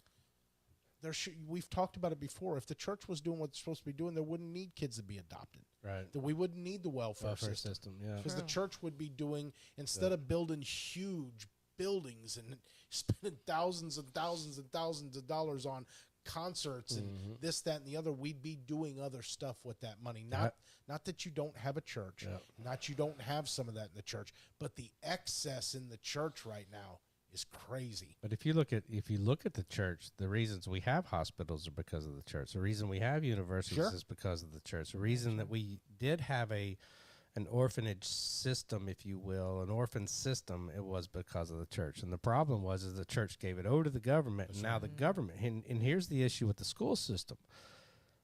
When you're getting your paycheck from somebody, they have say-so really on what you do and say. Absolutely. And so when 90% of your funding is coming from the government, they can tell you what to say. Or what have they done over the last few years? They've threatened to take their funding away. That's it. If you don't use the mask, we're going to take your funding away. If you don't do this, we're going to take your funding away. If you don't, do this, and they change the curriculum or the stance of the curriculum every 4, 5, 6 years, whatever. I mean, what's the stupid math they tried to throw up? Common Core. Common Core. Like, how dumb is that? Yeah, and I did some research on Common Core, and they were talking about how that was linked to a system, like a system where it's like, okay, oh, you failed kindergarten math. This said that you were meant to be a janitor, so that's your destiny. So it was categorizing children based on their math. It's like, scores. again, that's not empowering. It gives you no room for evolution and growth and faith and any of that. It's just like, no, this is where we're gonna use you. This is how we're gonna build society. And as long as we have electric, kids don't need to worry about math. No. I mean, I literally can do any kind of math problem I want to right here on my phone. But they will have to learn how to use the system. But yeah, they either that or like I keep telling my kids, I'm like, the one thing that I would have spent more time on is English. Yes. Learning to write, learning to speak well, learning to understand words, like that would have been so much better.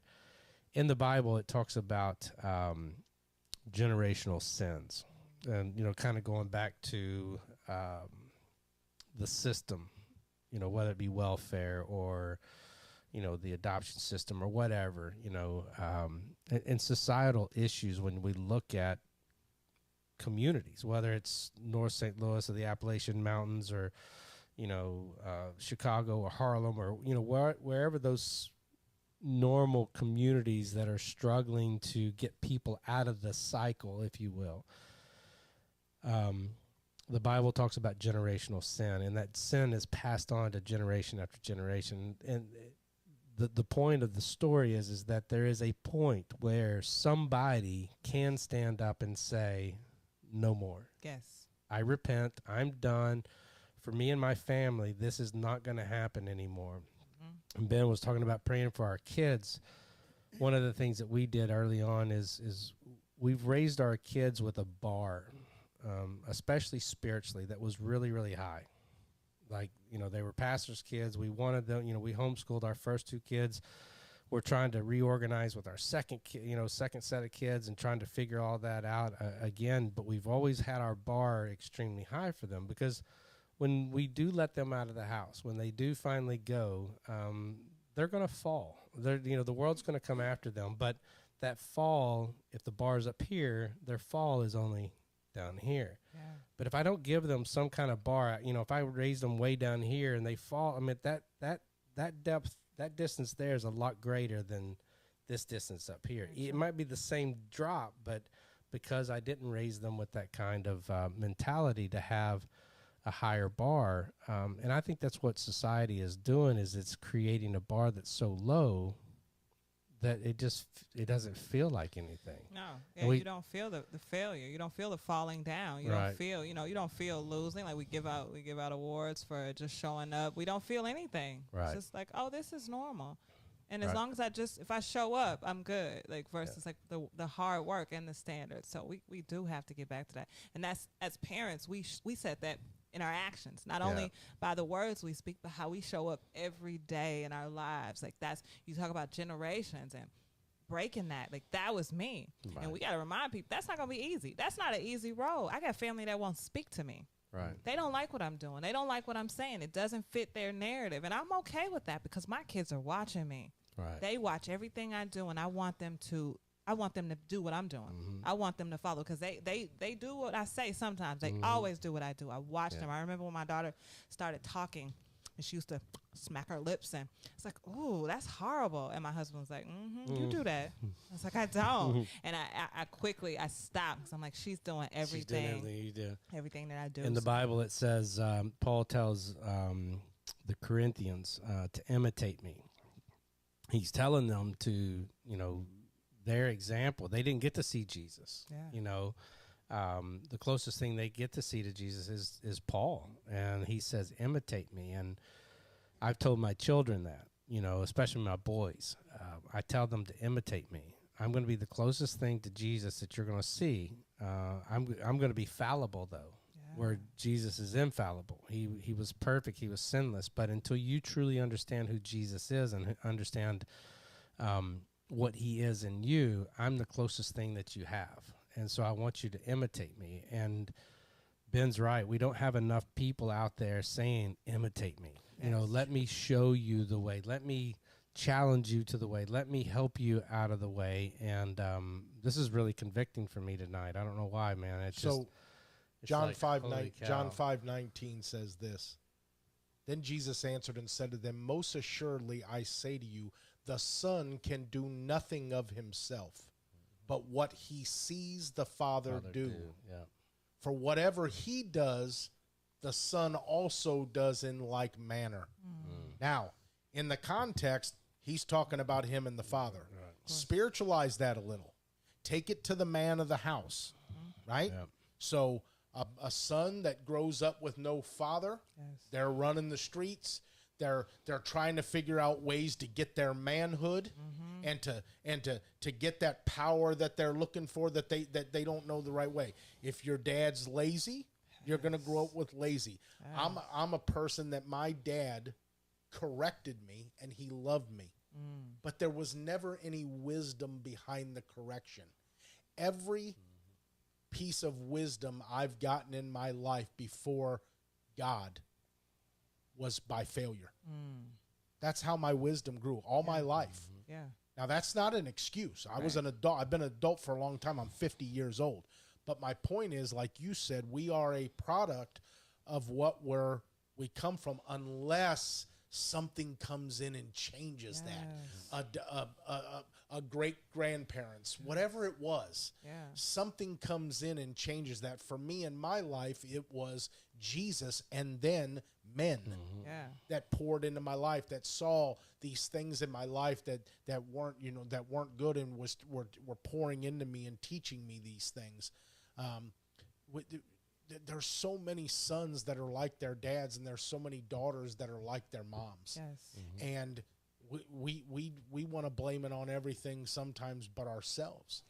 You know what I'm saying? And this is the importance of training up your child in the way that they should go, right? We spend more time, and I'm not saying sports is bad, because sports is a really good way to keep your kids active in this, that, and the other. But we will put hours and hours and hours a day into sports, training our kids, paying people to teach them how to catch and throw in this, that, and the other, Training and nothing on training them to grow up to be godly men and women. Right? Yep, that's true. So what do you think in your life, like what was the catalyst to I mean, you could have easily been in the cycle.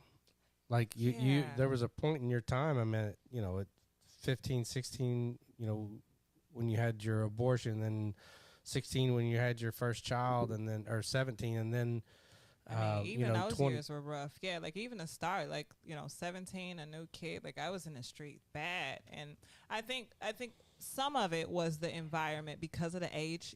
I got there early, so it wasn't a lot of trauma that you see with my siblings. There was trauma, but just not as much. My family, we had chaos, but we also had family members that half of my family were highly educated. They were all married. They would come over for Christmas because my grandfather's birthday was on Christmas Day. And so I would see them. They had these amazing relationships. They were doctors and architects and lawyers. So I knew there was something different. I didn't see it in my immediate family, but I knew that there was something that could be done. So I think that, you know, the impact of not having so much trauma, seeing that. And then my daughter, just watching her, I'm like, man, I have to do this for her. And, you know, again, my mother, my mother spent 17 years in prison. And when she got home, I was so excited. I thought, even though my mother wasn't there, I idolized her. So it's like a girl wants her mother. It doesn't matter if she's a drug addict or what. She wants her mother. And so when she got home, I had just had my second daughter, and I'm like, this is going to be great. Grandma's going to be around. This is going to be so much. And she wasn't the woman that I built her to be in my mind. You know, she was still very selfish. She was, you know, she came back home and went straight to the streets. She wasn't grandma. She wasn't picking up the kids from school when I had to work. And there was a lot of bitterness and resentment. And so, you know, to talk about how I became who I am, it really, you know, a lot of that came through the journey of understanding her and forgiving her.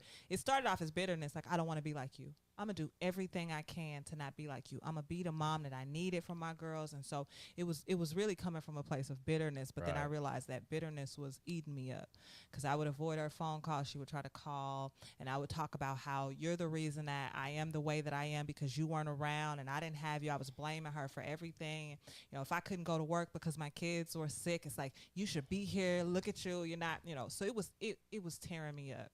But then I realized it was kind of hurting her too, and I'm like, wait a minute, like. Were you putting pressure on her at this time? You know, I didn't really tell her about it. It was really internal. Okay. Because that just wasn't my style to just go. That's just what I was dealing with. Because I always felt bad for making people feel bad. Right. Because, you know, in a way, it's like I knew that, you know, you're a product of your environment. But I was still being a victim of that. And it felt good to blame her. And so eventually I'm like, wait a minute, Jess, this not helping you, because this kid's still her. And she's still not showing up when they sick. And what's the point? That's without, you know, merit. So eventually I'm like, okay, Jess, you're so bitter. Every time she calls you, you get upset, you judge her, all of that. You killing yourself. Wait a minute. Did you ever take the time to figure out how she became the way that she is? Because that was the point where I'm trying to figure out how I became the person that I am and why I'm so toxic and why I can't, you know, keep my life together. So as I started being more kind to myself and loving on myself and, you know, being patient and having faith and all of that, I'm like, I got to extend that to other people too. So I'm like, all right, let me ask this woman about her story. And as she started telling me her story, I mean, my heart would break. I'm like, you don't even have what I'm looking for. You never got it. My grandmother had schizophrenia, so my mother took care of her. Her brothers and uncles were all sexually abusive to her. She took care of herself, so she turned to the street. She did the best that she could. I'm like, you don't even have what I need. You were never loved in the way that I want you to love me.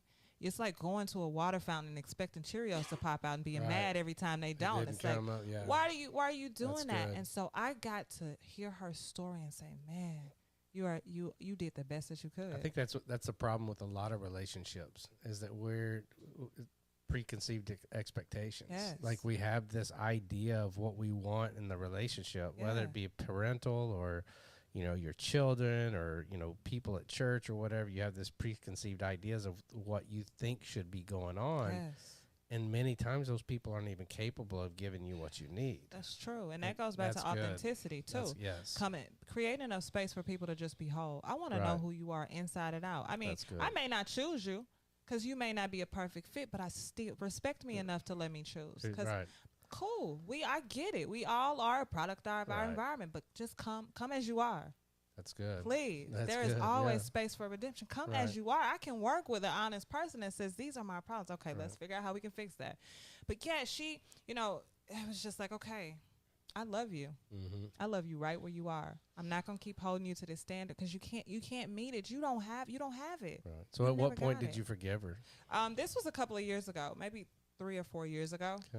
So I would start answering the phone. I would listen to her, and she would just go, you know, relive her stories, and she would always say, "You are so much like me. You have the best parts of me." That drove me crazy. Right. I didn't understand that until recently after she died. So my mother, I got a phone call last year around this time from the hospital, and I had talked to her a few months before. I was avoiding her calls for a moment because she was really, I didn't realize she had been drinking heavily, but I just knew these phone calls are just, I can't They're do odd, it. yeah. But something was like, pick up the phone, Justice. Great conversation. It was so great, and I just embraced it, and I loved on her, and I said everything she needed to hear from me. Didn't know that was my last phone call with her. Got a call a couple of months later saying, your mom is here. You're the person, the only person that she has listed as, you know, her next of kin, even though I got siblings and she had other family. And, like, you know, her liver is failing. We don't know if she's going to make it. And so long story short, you know, she ended up, I went up there and signed the papers, and she passed from, you know, her liver failing. And I went there because I wanted to see her and let her know that she didn't fail. Good. That she was loved. That's and that, awesome. you know, I forgiveness. I forgave her. I loved her. I was right there with her to the end. It's like, you didn't fail, and I love you, and, you know, it all is well. I still feel her around me now. But that forgiveness was what allowed me to open my heart to other people, open my heart to everybody that's struggling, and understand, like, you're a product of your environment, and I can't expect certain things from you. Like, I just have to choose to love you where you are. That could mean I might not communicate with you, but I'm gonna still love you where you are. That allowed me to do the same thing for my sister and forgive her for the things that she did to me. My daughter's father, it's like, I get it. So it's just like, I don't have a bad word about anybody. That's great. Yeah, it was. I always say unforgiveness is like drinking acid and hoping the other person dies. For real. You know, it's like, it's like, y'all not thinking about me. And I'm sitting over here killing myself. And it's all, forgiveness is not necessarily for them, it's for you. Yeah. And then the act, watching, when my siblings watched me go through that process, because they were still blaming her, and after she died, and the eulogy that I gave them was reminding her, every letter she wrote, every person she sent to our house, every gift she sent, every phone call, every visit, that was her loving us the best way that she could. And my brother got up and was like, I never thought about that. I've been sitting here angry, didn't want to say, and he's like, I can move, awesome. I can do this. And he mended the relationship with my father too, because my father was struggling for a long time, and I'm like, I don't care what y'all say, I love this man. He's been struggling, but he's been clean, and he's been, you know, he's allowed to fall, and he's got, you know, but he needs us. And so to watch somebody forgive somebody is powerful. So I'm just grateful that I can do that. So when I think of your testimony, I think of John 1:5. The light shines in the darkness, and the darkness did not overcome it. You very well could have succumbed to darkness in your life. Yes. How did God play a part in that in your life? Where was God in your life through all this? So I have a really interesting relationship with church. I mean, in and out of church. I remember going to church when I was younger with my grandmother, not my great-grandmother. And my relationship with my grandmother was always rocky because I watched her let her elderly parents raise us, and she didn't help. So she would go to church, bounce back and forth to church, and, you know, it was a social club for her, and these churches were kind of scary at times, you know, people screaming, and it was just a lot. So I was never really into it until I started playing the piano. My piano teacher was a Lutheran, so we went to Lutheran church, and I played the piano. I would read the scripture, and I ran into some characters at church that really had me put church in a light that was negative. Like, if these are the people that are in church, I don't want nothing to do with church. I always had a relationship with God. There was always, I mean, I was always just that light, and it was always in me. But the things that happened within the church, like, you know, there was some pastors that offered me sex. There was the people I were babysitting for that was also offering me sex, and there was so many things. And I'm like, I can't do this. I got to go straight to the source. So I was a part of a African Methodist Episcopal church. Really liked it there, and I had a women's group called New Women in Christ. Okay. Because at that I was baptized when I was 14 in the Lutheran church. So there was always this you know, in and out relationship, but there was always God. Even if it wasn't connected to church, there was always God, and it was always like, I know I'm protected, because getting through all those situations, you can't. How else do you explain that? Exactly. How else do you explain? And even today, as I walk, I'm like, you know, I just get up and I just show up in rooms, and somehow I have favor. Somehow I give talks sometimes where I don't even feel like it was me. People be like, oh, I like that part you said. I said, honey, I don't even know what I said. So I've always felt that connection. But I think at this point, I have to find my way back to the family. I have to find my way back to the church that represents what God actually is. Yeah. I just want to say one more thing. I'm going to let you two close this show out. Be light. Yes. Amen. Always. I believe you're going to get this. I'm not saying this is from God, but it's dirty, and you know it, or you wouldn't be running. There's going to be a lot of darkness around you. I always use this analogy.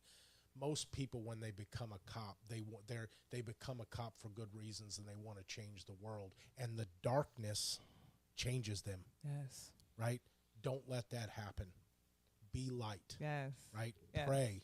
Yes. Make your prayer life better than you ever have, because you're going to be in the middle of it. Yes. And I'm praying that you remain the light. Thank you. And that even if you're affecting change and making things happen and fighting battles, that you're doing it as a representative of Christ. Yes. Right? Yes, because that's where the strength comes from.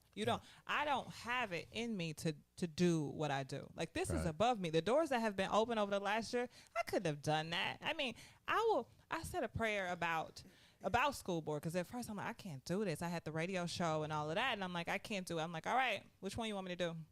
I'm just going, because in my mind, I'm like, I need to do the radio show. I got too much chaos happening in life for me to do this school board thing. And I'm like, but I'm going to surrender, and I'm going to see. I was walking into a meeting with the campaign team, fully ready to tell them I'm out. And as I walked in, I got a text from the radio station saying, Jess, we can only put you on Saturdays. Like, just like that. I didn't even have to ask. So I walk around with this confidence, because it's like, this is not me. Right.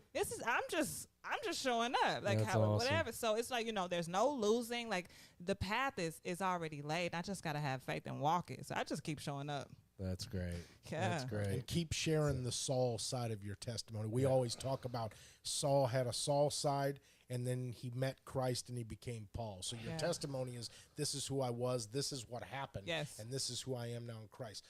Yes. The power is in the bad side. Absolutely. I said that uniquely qualified me. And the reason it is because once Jesus comes in your life, you don't get credit for the rest of it. Very true. Okay, Very true. if you want to say you made a decision to accept Christ in your heart, I'll give you that. Yeah. But after that, it's God through the power of the Holy Spirit, right? And all the power we have is in Christ. So the reason why the power is on the Saul side is because that's the side you own. Yes. Right? Very true. Very true. I told you I was going to let you guys close the show. That's very important, because I think I talk about that all the time. People are like, wow, how did you live through all of that? And no, like, that is what built me. Right. That's what made me uniquely qualified to touch certain hearts in certain situations. I couldn't empathize with people the way that I do. And life doesn't stop. Like, I'm still living it. My ex-husband just got diagnosed with congestive heart failure at 35. It's like constant. My mom died. It's like, life doesn't stop. You're going to always hear about that, because that's where people are. That's where people are hurting. You have to own that. Yeah. That's good. That's really good. Yeah. That goes back to authenticity. Yeah. In the church, you've got a bunch of unapproachable people, and the reason why they're unapproachable is because they don't ever share their testimony. Yes. You feel like that you can't attain what they are. They come into a room and all they're ready to do is teach a lesson. Say that. Right? Say that. That's true. And that's what because I listen to people and like, oh, my Ivy League degree and my 2 parents. I was like, I have none of that, so I don't even feel like I can get what you got. I want to talk to the people who've been drugged down the street by their hair like me. Like, I want, bring me all of that. Like, that's why people, when I see people, they just walk up and hug me, and people are like, you know what, I don't, but they know they can come to me. Right. Yeah. The beauty of that story to Jess, and just to give, our listeners a little bit of encouragement, and your daughter a little bit of encouragement, that almost breaks me. I'm somebody who didn't read. If you guys heard my story, I didn't read till I was 23. But I have 2 degrees, and information's free now. Yes. I heard Pastor and you talking about how the bar is so low. We've put this bar super, super low. The caveat to that is it's so easy to shine. Yeah. If I can give, I don't know what you're reading currently, but you sound like you're well read. I heard you say that your family doesn't like what you're saying a lot of times. The ironic thing is you're actually just regurgitating information that was already said. One of my favorite autobiographies is Booker T. Washington, Up From Slavery. Oh, I love that one. I got that on Audible. I can tell you read it because some of the ideas that you're saying, they're his ideas. Frederick Douglass's autobiography is another one that really will shape, like it shaped the way I have thought about race and politics and all the above. I just want to encourage people who are listening. You know, the average American is reading one book a year. Right. Read 3 or 4 and you're ahead of the game. And it's not Substantially. difficult. Shut the TV off. Mm-hmm. Read a couple books. Listen to now you're meddling. audiobooks. Now Okay. you're meddling. No, but People don't play with their Netflix. but it'll You're right. it'll change your life. Yes. I love can it. can just speak to that. I mean, God can do amazing things. You start reading, He'll really start. That's great. You're like you- Will Hunting, man. Yeah. You're like good Will Hunting. without the math, bro. Yeah. So I love your story. I do. I mean, I'm blessed by it, and you're courageous. You've got bigger guts. That's not normally what I say, but since I have a lady in the house, you have bigger guts. You have bigger guts than most people for stepping up into a position right now. I've said this a million times. You couldn't pay me $1 million a week to be in politics. Yeah. Like, just I would get angry. I would get mad. You know, it wouldn't be the good godly side of me. But I am impressed by you. I thank you for doing what you're doing, stepping up for. It's our children. Yes. It's not a prestigious position that you're taking, but it can be a powerful one in the way that it changes our children, and I appreciate that, and I thank you for that. So Yes. tell the listeners right now the platform that you're kind of, tomorrow we'll know that you ran on and that, got you into that board seat, and that you're going to help us get past that craziness of this sexualizing our children and indoctrinating our children and, putting stuff in the library that shouldn't be there. Like what is it that you tell people that you're running on? Ooh, so I put on there. I mean, I'm very proud that my values and visions are conservative. Mm-hmm. The basis of it is getting back to academics, just Right. basic math and reading and science and just the basics. Like we stop all the other things, Right. And then if you're going to talk about it, if you're going to have an extra class on talking about race, at least give them a diverse perspective. Don't have a Right. one-sided narrative. Teach them. Allow them to know how to think and come to their own conclusions, again, based on their family values. Stop sending out these surveys where you're asking all these questions and trying to get to know what's happening in the house. So really, it's like stick to academics. And there's nothing wrong with saying we screwed up. Yes. Okay, but we Take don't responsibility. have to go 250 years later and still fight over this. Yes, and then Like- stop cherry picking data to Right. support what you wanted to say. Right. You want to talk about slavery or after slavery? Why don't you talk about the time between the slaves being free and the civil rights movement, Right. where you have the Booker T. Washingtons building universities Right. and I'm going to Preach. teach my people Right. to assimilate into society, and we have to talk about cleanliness and godliness and education. And why don't we talk about how we thrived at that point? You choose what you want to support the narrative. So for me, it's like, you're doing it so wrong. Just don't do it. Right. Just don't do it. Just get back to academics and transparency. And That's again, good. building that bridge. I want to be the bridge. We cannot move forward divided. Mm-hmm. If the parents hate the teachers, your kids still have to be in the classroom with them. Right. We can't be fighting the district if we want to move forward. So we have to figure out how, as individuals, how do we show up? How do you talk to your teacher in a different manner than you have been? Don't send Right. that irate email. Like, we have to be that example Right. every day. So it's really all about just getting back to the basics, making sure that those scores are going up. They are ready to compete in a global economy. They're ready to build the foundation of their lives, and that we don't get into our personal beliefs in school. You love everybody. Right. You don't separate them into groups. The black kids and the gay kids and these kids. Like, no, they're kids. Love them Right. as kids and teach them the academics, and let the family teach them the values. That's good. Yeah, that's it. I just want to be the bridge. I don't want to fight. I don't want to fight Rockwood. I don't want to fight the teachers. I want to be the bridge. We got to start talking to each other where we listen for understanding. Right. I want to understand how you became that person. I'm very good at that. Right, yeah. I want to You did, understand you did. how you got That's to that good. point, because I was them. I was that person. I used to go to work late, not do what I needed to do, and then call my boss racist. I was you. I know what you. So I want to understand how you got to that point. And then I'm gonna kind of give you how I changed and, got my eyes open to the reality of things. So I want us to get back. If we can't do anything else, just be good people. That's great. That's simple. That's good. Yeah. Awesome. Yeah. So how can people follow you? Yes. So you can find me on Instagram at She Is Jessica Laurent. That's LAURENT. I am also on Facebook under Jessica Laurent. You can see the campaign page at jessicaforrockwood.com, but that won't be up that much longer. But yeah, my social media is always open. I welcome. Just slide into that DM. Like I love talking to people. Yeah, and we're gonna, I'm not sure what the future holds, but it's gonna be amazing. Amen. I know that for sure. It's. So I was going to ask the future. So worst case scenario, things don't go your way tomorrow. What's the plan then? Not sure. I listen for directions. Okay. I learned to Good. stop planning because that's of me. Good for you. And that's of my own mind. And I never have the idea. It's already laid out. Okay. So I can't tell you what it is, but I really just hope wait. that people come around to witness whatever's happening. Sovereignty of God. Man. Yeah, I love it. Jessica, Yeah. can you spell? I mean, not everyone's going to have the Facebook pulled up. Can you spell your last name for everybody? Yes, Laurent. LAURENT.